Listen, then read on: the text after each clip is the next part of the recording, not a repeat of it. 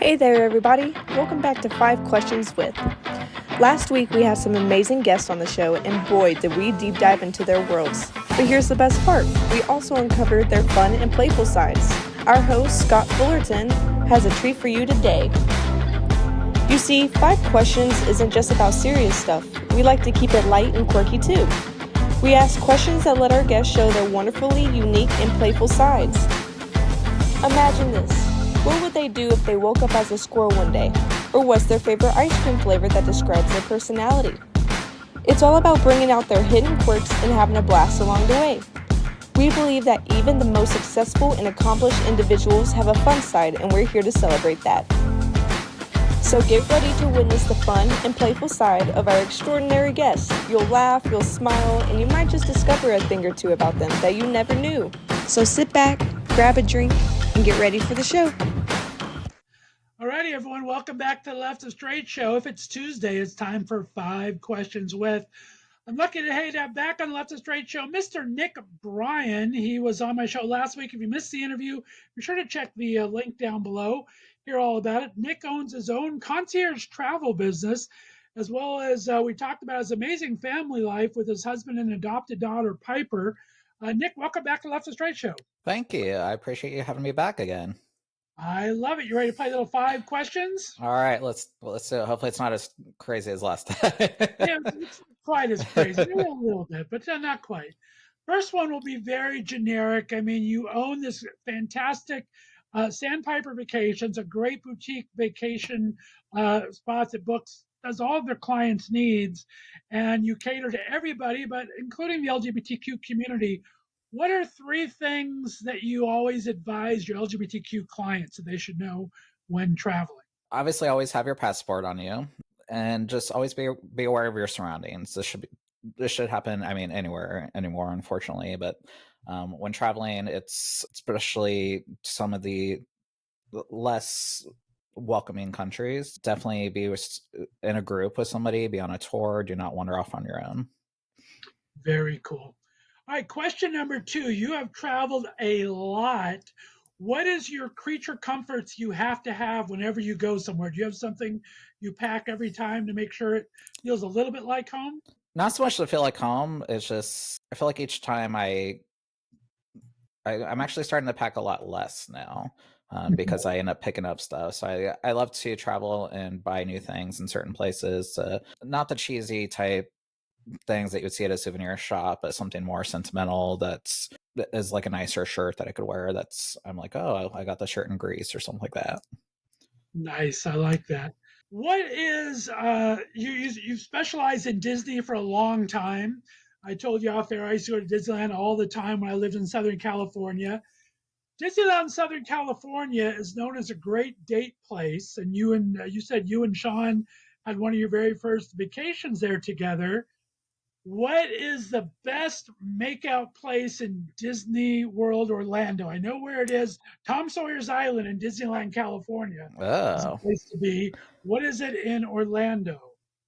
I don't know. I'd probably say like for us because we're crazy obsessed with Haunted Mansion. Haunted Mansion's a good ride just because you're kind of more intimate and enclosed, I like it. It's very dark in and there. it's dark. You're And right. it's dark, yeah. It's good. I like that. I mean, Small World is too, but there's a lot of people in the boat, so it's Yeah, not. yeah, and those dolls are a little creepy. So That's true. Very true. All right. Question number 4. What is maybe the funniest disaster or disaster that turned funny experience in a travel trip for either you or a client? unfortunately, it was for myself, and it happened a few weeks ago. We were getting ready to fly out to Barcelona for our Virgin cruise. We were on a Virgin cruise for 7 nights. Literally 5 minutes before we got to the airport, I could see the airplanes get a text message that our flight to our layover spot was canceled. I always tell my clients fly in a day before your cruise or fly in a day before your trip, just because the unknown always happens. And we scrambled. The airline could not find any flights for us until Monday, which was the day after our cruise left. Oh no. So we were Googling things and found a backup option that ended up working out, and we made it to Barcelona. Those are scary. Oh, we had a few hours to spare before the cruise boarded. So smart. That's the good travel guy right there. Get there a day ahead of time. Good advice right there, my friend. All right, question number 5. If you could create a vacation package based on a theme from your favorite TV show, what would the travel package include and be about? ooh. So favorite TV show is Schitt's Creek. I Nice. definitely would love that. It kind of gave me um, a whole new perspective on boutique hotels and boutique motels, I guess, and roadside motels, and kind of makes me want to look out there at different boutique motels that are kind of like that, where they remodeled the hotel or motel and made it a little bit nicer place instead of just what you would expect a truck stop motel to be. So yeah. There you go. The Rosebud Motel as booked by Nick Bryan. I Yeah.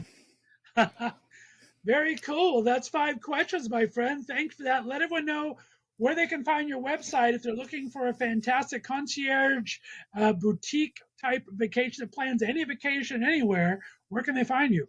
Yeah, so you can find us at sandpipervacations.com. So like I said, we focus on Disney cruises and all-inclusive resorts as our main specialty. That's where our passion is, but we can book, like I said, any vacation destination. We're are expanding outside there, and would love to book your trip for you.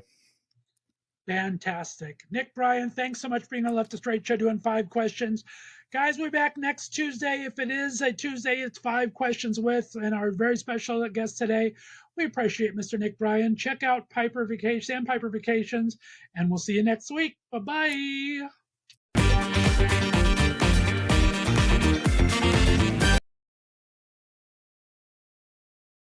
Alrighty, friends, welcome back. If it's Tuesday, it's time for another 5 questions with.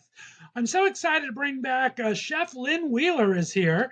We had our interview last week. If you missed any of it, check down below. We had a great chat, and he has an amazing website, which we'll give you the address for later on. Chef Lynn, welcome back to Left of Str8 Show. How we doing? Hey, I'm great, Scott. Thanks for having me back again. My pleasure, my friend. Such a great talk we had last week. You know what a foodie I am at heart. You ready to play a little 5 questions? I am ready. All right, we'll go from the straight question to the silly. I need to always start off whenever I have a chef on. I love their expertise. Do me a favor for question number 1. What 5 ingredients do you think every home chef should have in their kitchen or pantry? What is your go-to stuff that you have to have stocked at all times? Ooh, okay. So that's a tough one. That's a tough one. I mean, you need a good salt, not table salt, something like a kosher salt or a nice good flaky sea salt to finish with. Better flavor, less processed, less sodium in those salts. So definitely a good salt. Um, I always like to have some sort of something spicy, a chili flake. Like right now, I just got a can of gochugaru, which is Korean chili flakes. Really delicious, a little fruity, not overly spicy unless you add a good amount, but really, really great. So a nice some sort of spicy something. Ooh, uh, gosh, I don't know. Oh, I always have duck fat on hand. I mean, maybe not everybody, but I love to cook with duck fat. It imparts a lot of flavor. Crispy potatoes done in duck fat, nothing better than that. So, it's duck fat or even bacon grease. I keep my bacon grease. Something I learned from my grandmother is always a can of bacon grease sitting around, so you can use that for just about everything. So that's what 4 so far. Let's see, what's one more? Oh, I don't know. I don't know. I can't come up with Let's a stick fifth with 3 one. on this. I think Yeah. those are some Okay. good hints. I liked all of those. There. All right. Question number 2. I mean, we talked about you've been doing this for 25 years, every type of food imaginable. What is Chef Lynn Wheeler's guilty pleasure? If you just don't want to, if you want to take the chef hat off and just have something to nosh on, what's a guilty pleasure for Chef Lynn? Ooh. Um, I mean, I just love everything. So I love Pizza Hut pizza, to be honest, is like my all-time favorite pizza. It's like, I mean, it's not like, I don't know, people like New York pizza, New York pizza. I love New York pizza. I lived in New York for 20 years, but something about that Pizza Hut pan pizza with that oily bottom, I don't know, it's delicious. Nice. I like it. All righty. Question number 3. Put on your thinking cap for me for a second. If a customer came up, you do this fantastic home catering and doing all these pop up things. If a customer asked you they want to serve something purple, what would you fix for them? Ooh, something purple. Um, okay, so there is a dumpling, and I can't remember exactly what it's called, but it's a Thai dumpling, and they use butterfly pea flowers to color it. So it's a purple dumpling. It's got like a pork filling. They're really pretty. They do you do it like a flower almost, so it looks like a flower, and it's steamed, so the dough is purple. So I'd probably recommend something like that. I love that. Dumplings are one of my favorite go-to foods. Oh yeah. Chinese food, any kind of an Asian flair of food is my favorite. So I like that. And we talked about in your interview, you have an alternate drag persona, which I absolutely love. Tell me, if you had to create a dish that perfectly represented that drag persona, what would it be and why? Oh, a dish to represent Seneca Shea. Well, it'd definitely have to be something spicy because she's a Spitfire. So let's see. I don't know. Gosh, I do like maybe spicy duck wing. Because again, let's bring it back to the duck, which is my favorite thing. And duck wings, there's not a lot of meat, but they're delicious. So I do almost like a buffalo style, spicy duck wing with a really nice hot sauce. I love that. Fantastic. All right, last question. Question number 5. We kind of alluded to it in your interview that us both being in the restaurant for a long time, we've had some Karens or two in our response. Give to me, you don't have to name names, what's probably one of the most memorable Karen moments, either in a restaurant or with your private catering? Well, it's definitely a restaurant, and I remember it vividly because it was the one time that I thought, "Oh no, you are gonna get fired right now." When uh, a table called me over to complain about something, and they didn't like everything, and I was apologizing as much as I possibly could, and then they kept telling me that they knew the owner, they were going to contact the owner, they knew the owner, they were going to contact the owner. And I said, okay, give me 1 second.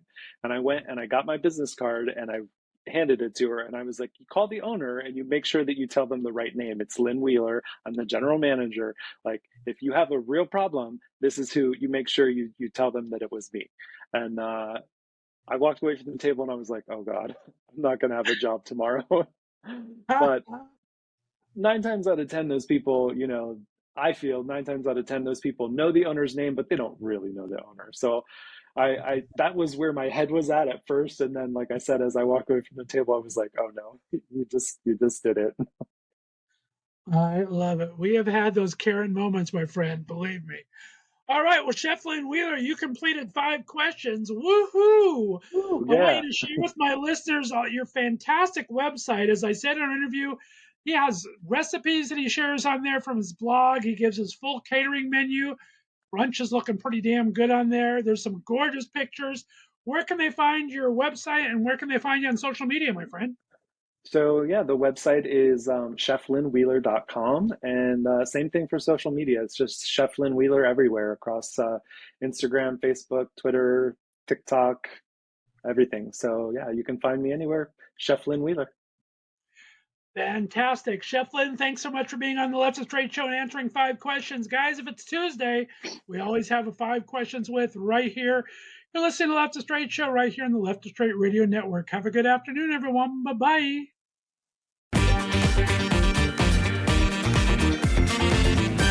Thanks for listening to the Left of Str8 Show. Be sure to subscribe on your favorite podcast distributor, and please give us a 5-star rating so more listeners can find us. You can follow us on social media, and be sure to check out our website, www.leftofstraightradio.com, for contests and other news and information. See you next week.